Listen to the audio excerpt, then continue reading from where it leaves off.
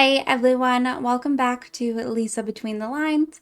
Today we're going to be hopping into talking about my books that I am intimidated by that are on my TBR, which this was a video idea that I saw from Ashlyn Kaylee, so credit all goes to her on the video idea.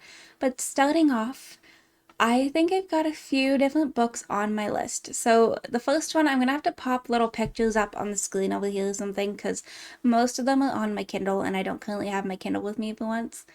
But the first book on this list is Kingdom of Ash by Sarah J. Maas. And the reason that this is one that I am intimidated by is I feel like the Tower of Dawn, Empire of Storms, was it? The tandem read was so emotionally and mentally taxing because it was so long that I don't know if I'm ready to hop back into it yet, but it's the last book of the series. I want to hop in and read, is it the Crescent City series? I haven't read that one yet. I want to hop in and read that before the new books come out later this year or next year, whenever it is. But I don't know that I'm ready to hop back in yet, to be completely honest. It's been a couple of months, I think, a month and a half to 2 months. And something in me just is not ready to hop into that book and finish the series and see what's going to happen next, even though I know I need to just hop in and do it. But that tandem lead, and I'm going to scream it from the rooftops, that tandem lead is a lot. And I don't know if I would have done it any other way, to be completely honest. I did prefer Tower of Dawn over Empire of Storms. But yeah, I don't know that I would have done it any other way, but oh my gosh, is it a lot of information and a lot of pages and just so much of everything else. The next book on my list is Project Hail Mary, and this one is only one that I'm intimidated by because it's now got a movie. It is super hyped up. It has been on my TBR longer than the movie was announced, and sci-fi is surprisingly one of my favorite genres. So I can't imagine I'm not going to love it and that I'm not going to be able to dive in and enjoy every part of it. But I think because there's so much hype around it right now, or like recently because the movie hasn't been out that long, that I am intimidated to read it because I'm scared that I'm not going to love it. And I feel like that sounds a little bit silly, but that is kind of my main reason, to be completely honest. The next one is Unsold, and this is one that I was recommended by a friend.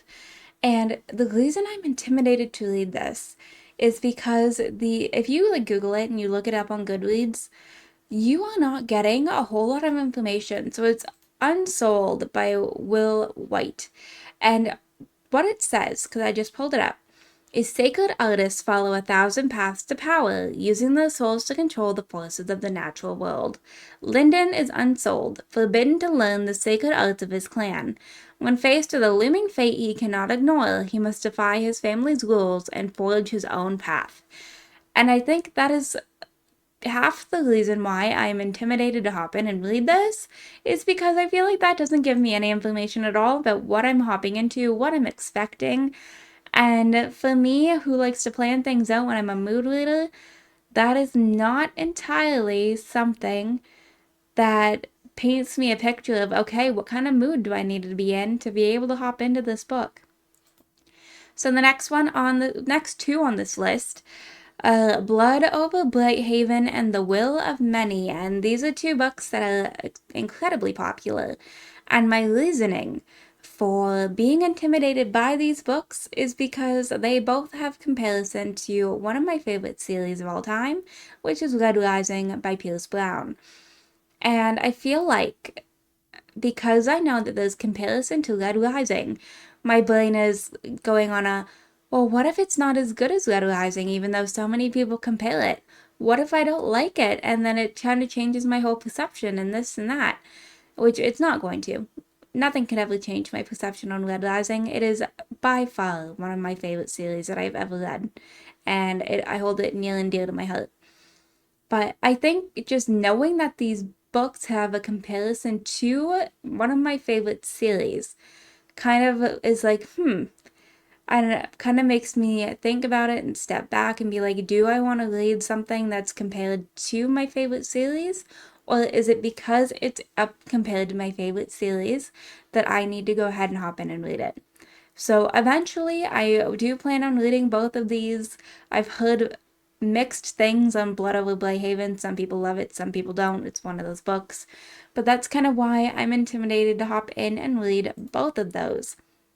The next book is We Who Will Die, and I think the main reason I'm intimidated to read this book is because one, it was hyped everywhere. I saw it honestly everywhere online for quite a bit. But two, it's been a while since I've read a fantasy novel by an author that I'm not already familiar with. This would be a whole new to me author, and it's a book that is overly hyped. Well, not overly because I haven't read it, but like it's everywhere, you know, that kind of thing. So the idea of hopping into a fantasy novel by someone that I don't know kind of scares me a little bit. I'm like, I don't know if I'm going to enjoy the writing, if I'm going to enjoy the way the book is. I can't imagine I wouldn't if it's got as much hype as what it does. But that is kind of the reason why I'm like, maybe we should figure out time to read that. But at the same time, I'm a little intimidated by it. The next book is Into the Blue, which is going to seem so random, but this is one of those romance books that I honestly couldn't tell you the last time I saw a romance book with a rating as high as this one has, 4 5 stars. And I think that's kind of why I'm like, what is so good about this book that it's a 5 star? And what happens if I don't agree with everybody that rated it a 5 star? What if my level of 5 star is different than everybody else's? Which is fine, but I just feel like if a book has that many 5 stars, I think it's got like 87,000, 8,700, maybe it's 8,700, something incredibly wild to have that many for 1 star level. I don't know. It's a little intimidating, but I do want to read it, so I guess I'll get there eventually at some point. Romance reads are typically pretty easy. The second and last book on this list is Tress of the Emerald Sea by Brandon Sanderson, and me just saying Brandon Sanderson's name is why I'm intimidated. So for anyone that knows Brandon Sanderson, which I think is most people, because I feel like his books are fairly well known, you would know his books are all incredibly long. Supposedly, Tress of the Emerald Sea is not. I've heard that it's one of his shorter books and that it's very easy to read and get into. I had it recommended to me by somebody that I know, and they told me that I'd love it, that I should be able to hop in and give it a read. But I'm like, my brain associates Brandon Sanderson with books that are like over 1,000 pages. I cannot commit to a book that is over 1,000 pages. I couldn't do it. I like to be able to read a book within 2 3 days. And I know I could not do that when it comes to 1,000 pages. I think I'd probably be reading that for 2 3 weeks. And for me to be staying on one book that long, I don't have the attention span for that, unfortunately. And then the last book on this list is one that I have physically. And it is one that I have a very pretty edition of. Oh, actually, you know what? Before we hop into that, I just came up with 2 more books on my list. So if I'm going based off the book that has been on my TBR the longest that I haven't read, it is The Cruel Prince. I don't know why I am scared to hop in and read this one unless it's another one that I was like hyped and I wasn't all that excited about, but I was like, it's talked about and I want to hop in and read it. So I think that was why. But another one, and this could be a little bit of a hot take, I am intimidated to read The Invisible Life of Addie LaRue by V.E. Schwab.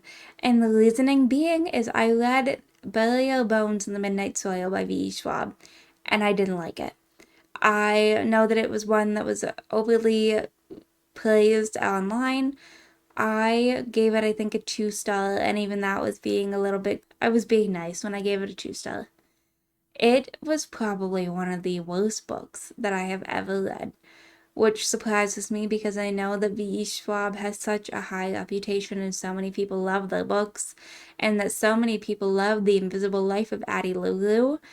But I think just knowing that I didn't enjoy the book prior, Burial Bones in the Midnight Soil, I don't know if it's the writing style or if it was just that book, but I don't want to put energy into a book that I'm not going to be able to like or possibly finish, because I struggled to read Burial Bones in the Midnight Soil, and I think I maybe even talked about that in another video.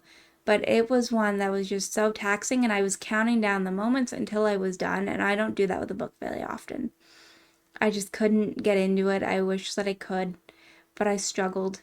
And then finally, the last book that is on this list is one that I have physically on my bookshelf. It is the one of two books on my bookshelf that I have not physically read. And we've got Archer's Voice by Mia Sheridan. And I have the annotated special edition. It's got really pretty pages. I think like it's just the edges that I like that. The edges are that kind of like pretty kind of pink color. It's not even that long of a book. I think it's like 388 pages or something like that. But it's one that I saw so many mixed reviews on. And it went on my TBR, went off my TBR, went back on my TBR when I found this edition because I thought it was just too pretty for me not to have on my bookshelf, hence is why I have it. And I got it for a good deal. I actually found it at HomeSense, and it was $9.99 for a special edition hardcover, and it's annotated. So I was like, you know what? Maybe this is my reasoning that I need to go ahead and read it. However, I bought this at the same time that I bought The Midnight Library by Matt Haig, and I did not like The Midnight Library at all. Was not a fan. So I'm like, please tell me that this was not one of those book trips where I'm going to have a 2 for 2 situation. But I know that Archer's Voice is one of my friend's favorite books. So I'm hoping that this one is going to be worth the read when I get there. So hopefully that'll be on my list at some point. It's been a while since I picked up a physical book. I read a lot of things on my Kindle nowadays, but I might have to make an exception for something as pretty as this. So that is my list of books that I am intimidated by and scared to read. Let me know, have you read any of the books that I have on this list? Are they worth the read? Should I skip them? Or what books are you intimidated by? Authors you're intimidated by? Anything of the sort. But other than that, I'm going to go ahead and wrap this video up right here. I hope you all enjoyed. If you did, you can hit the like button down below. If you want to see some more videos from me, you can go ahead and subscribe. I post 1 day a week on Sundays. And I will see you all in my very next video. I'm pretty excited about this next one. And I will see you all in my next video. Bye, lovelies.